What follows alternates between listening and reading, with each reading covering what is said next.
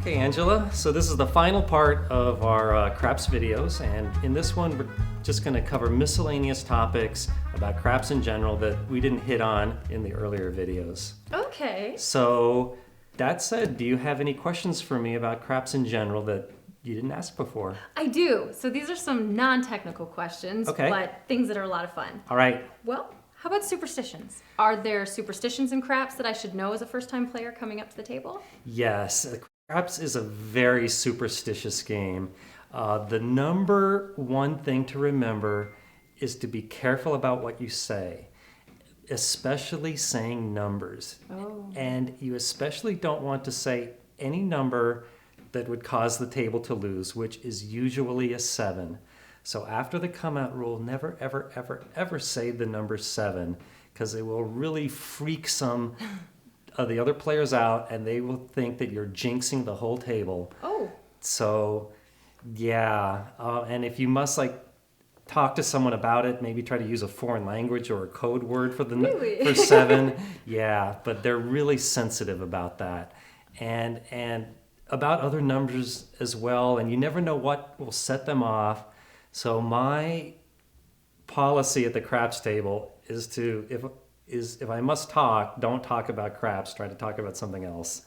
So I really feel like I'm always on thin ice at the craps table about offending other players. Wow. A bit like walking into a theater and saying Macbeth very loudly. So don't do it, right? I didn't know you're not supposed to do that. Oh, no. If you do that, you have to go outside the theater and run around clockwise 7 times. I don't know what it is with the number 7. And what is it, the connection to Macbeth? Oh, it's the cursed play. So you're allowed to say the Scottish play, but never say the word Macbeth inside of a did not theater. know. Now that you've told me some things that I definitely shouldn't do when I come up to the table, Mm-hmm. I know I should tip, Yes. but I don't know how to tip. So what's the etiquette of tipping? Okay, well, this is a sensitive question with any casino game. First of all, let me say that I think you should tip. I think it should be mostly based on the service, but also a little bit on how much you're winning. Mm-hmm. So I think if you're getting bad service and you're winning like crazy, it's going to look bad if you don't tip something. So yeah, first of all, you should tip. That's just the etiquette of how it is here in Vegas. So number one, don't make sucker bets for the dealers. I mean, they know they're sucker bets, so they don't want to see a big percentage of that tip lost to the house advantage. So there's 2 ways I would recommend tipping for the dealers. One is just giving the money straight to the dealers without betting it. And for example, after a good roll and someone finally 7s out, you might toss the dealer nicely a chip and say, "This is for the table, thank you." Number 2 is you can make a bet for the dealer, as you can do in any other casino game. And I would recommend doing that on the pass line. The table minimums do not apply to tips, and it'll be understood that the extra dollar is a tip. And it looks kind of stingy to not put odds on it if a point is rolled. So keep in mind, if you're going to do that, you should put odds on it afterwards. So you may just tip $1 on the pass line. I may have forgotten to say this before, but the distance between the pass line bet and the odds should be greater than the width of a die, because you do not want a die to get stuck between the pass line bet and the odds, because it's really going to annoy everybody. So keep a little bit of distance between them like that. So those are my suggestions on how to tip in craps. Is it okay to just ask the dealers what they prefer? To say, would you prefer that I tip with you or that I bet with you? Is that okay to do on this, or does that vary by casinos? I'll let you do that if that's what you feel comfortable with. Like, I know a lot of players like to bet for the dealers in blackjack. Yes. And normally the dealers, if it wins, they just take it both and drop it in the box. But some players like to let the tips ride, and they'll say, do you want me to let that ride? And some dealers like it when you do that, because it makes it more interesting for them, and some of them just don't care. Okay. So it's up to you. Personally, I never bother with that. I think that the vast majority of dealers know that it's all going to get split up, and they appreciate the gesture, but they don't really care if it wins or lost, because they're only going to see 1% of that tip. So Good point. I don't make a big show of it, but it's up to you. Okay, fair enough. Well, totally non-related question. Mm-hmm. Bubble craps. Yes. I've heard the term. I don't know what it means. Can you? Okay, so Sounds fun. so I'm sure you've seen in a lot of casinos here is these big machines that deal roulette, blackjack, where you're not playing against a live dealer, but there might be like a video screen of a dealer, or basically a roulette wheel that you don't need a dealer for. It just spins automatically.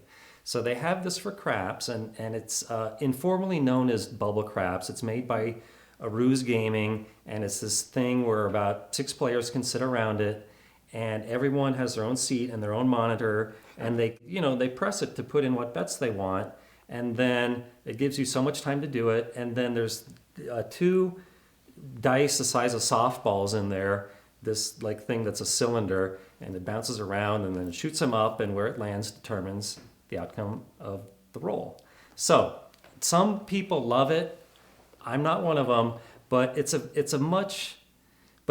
way to play craps at a much lower level. Like the minimum bet is $1, and it's you don't have all this intimidation of live craps with all the etiquette, and sometimes it can get a little bit angry. There's none of that. It's very relaxed. The way to play craps. And as a new player, if you're still not 100% on the rules and what you're doing, it's a great way to get your feet wet without anyone yelling at you. So for new players out there, I think it's a good way to get your feet wet with craps before you start playing at a live table. So whether you play bubble craps or a live table, it's totally up to you. They both have totally different kind of vibes to the game. I personally would much rather play at a live table, but to each his own. You gotta love that it kind of reminds me of those grade school games where you pop the bubble and. Yes, it's exactly. Yeah, it's much like that. Yeah. It's much like that. They call it bubble craps, but the dice aren't actually in a bubble, but more like a cylinder thing. But it's really well done the way the dice like shoot up in there and roll around, and it still has that that group euphoria where everyone wins and loses at the same time, because people tend to still bet the same way in bubble craps and live craps. So That's neat. Well, another interesting term I've heard that I have no idea what it means: short sticking. Is this good? Is this bad? What is it? Well, short sticking is when there's an attractive female player such as yourself, especially if she's wearing a low-cut dress, and what some ungentlemanly dealers might do is when they push you the dice, they don't push them all the way towards you, but would make you bend over to reach them. Gotcha. Okay. So be careful that no one short sticks you at the table. Well, now's a good time to warn a girl. Thank you, though. You're Good welcome. To know. All right, Mike. I know in general how you feel about side bets, but what about the new crap side bets? Well, mathematically speaking, I feel the same way that there's sucker bets with a house advantage of about 20%, but I will say something good about them, like the fire bet and the all tall and small, is a single bet can last a long time. I mean, it could last dozens and dozens of rolls. So you get a lot of excitement out of that one bet, and I'm sure players love these bets. I just can't mathematically recommend them.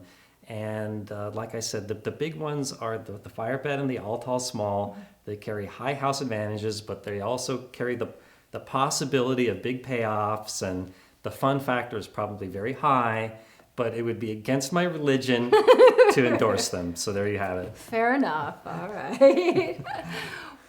Well, along with that, how about some tips for money management? Not in life in general, but just on the craps table. Okay, well, as with any casino game, I think that money management is really overrated. There's no magic way to decrease the house advantage by how much you're betting and the reasons why you're making the bet. So if you are trying to keep volatility low, which I like to do, I recommend just flat betting.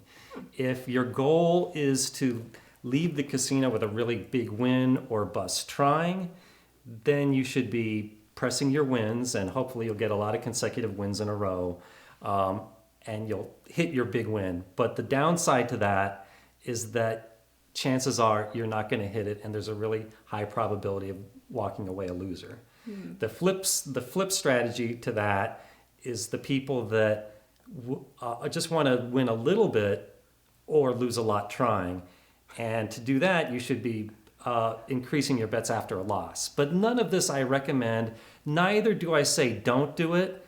As I've said many times, all betting systems are equally worthless. So what's important is that you make the good bets, the ones with the low house advantage, but how much you bet is entirely up to you. That's where your freedom that's where your free will can come in. All right. Well, I'm going to bring up something a little controversial. Okay. I know I'll get a good answer from you. Okay. I've heard chatter about influencing the dice. And, what does it mean? And what do you think about it? Yeah, this is indeed a very touchy question, and it's something that divides the whole craps community. And there have been huge debates about this on my forum. Mm-hmm. And every time it quiets down, someone will ask about it again, and it'll all get stirred up again. So there are some people that believe that through a lot of skill, that they can throw the dice in such a way that they can influence the outcome. They're not saying they can roll exactly what they want 100% of the time, but if they're trying to avoid a 7, for example, normally the chances of rolling a 7 are 1 in 6. They may believe that they can set the dice and throw them so carefully that they can get that probability of a 7 down to less than 1 in 6. What's my opinion? I'm a skeptic. I'm sorry, it's been argued for at least 10 years, and I have yet to see any firm evidence that anyone can do it. Furthermore, I believe that even if there is somebody out there who can do it, I think that for every one of such people, there's 100 of believers out there that think they can do it, and they're really just deluding themselves. And as evidence, I have seen it lots of times in the casino where there's somebody doing this. They're so carefully setting the dice and throwing them in just such a certain way. And then the dice hit the other side and they roll all over the place. And I think that the dealers totally allow it. I think that they're just secretly, laughing to themselves like, look at this sucker. He thinks he can influence the dice. We'll take his action all day long. Again, I'm not saying it absolutely can't be done, but it hasn't been proven to me, so I still remain in the skeptics camp. And always have been. Yeah, definitely in the skeptics camp with you on that one. Well, thank you for joining me. Absolutely. Well, this might be another controversial topic. I'm really not sure, but it's just a phrase I've heard. Yes. So you're going to have to explain it to me again. Sorry, Craps Virgin. Biased dice? Yes, that's got to be the second biggest controversial topic in craps, and this also bubbles up on my forum a lot, is some people believe that there is a conspiracy amongst all the casinos to be putting in play dice that are weighted in such a way as to make the casinos win more. And they're never specific about how they're weighted, about any of the details, but they allege that there's just this big conspiracy of silence about it. And then the gaming control board is in on it, and the casinos are in on it, and most players are just in denial about it. But this is something I'm a huge skeptic about. I might have a little bit of open-mindedness about dice influence, but weighted dice, no. It's a complete utter conspiracy theory. Trust me, the dice are perfectly fine and they're all fair. Okay, so we don't need to get aluminum foil and make little hats out of it. This is a conspiracy theory debunked. Yes. Okay. Well, I won't say that I've debunked it, but I have yet to see any evidence, and the believers just are, they don't present any legitimate evidence whatsoever. So. Yeah, it's just I would put it on the level as like the alien autopsy and things like that. Just totally ridiculous. Well, craps table is big enough for an alien, I suppose. But either way, All right. Well, Okay. you're a great teacher, Mike, and I think I've picked a lot of this up. But let's say I have a really blonde moment and I go walking into the casino late at night and I forget all of this. What is the one thing that I can't forget? As in, what would be the absolute worst mathematical thing I could walk up to the table and do? Okay, the worst thing you could possibly do mathematically at the craps table is make a pass line bet when it's not a come out roll. And what would be the absolute worst part of that scenario is if the point were already a 4 or a 10 and you make a pass line bet. Because you're only going to have a 1 in 3 chance of winning. You're only going to get paid even money. So it would be a house advantage of 33%. And players do this sometimes. I don't know if they don't know the rules or they don't realize it's not a come out roll, but a nice dealer will warn them, this is not the time you should be making a pass line bet, but not every dealer is nice. And so yeah, always, if you're gonna make a pass line bet, always wait for a come out roll. And even though it's allowed to make them late, absolutely never do it. Worst thing you could do at craps. Okay, thank you. I will remember that one no matter what else. All right. Great, thank you. Thanks, Mike. Angela.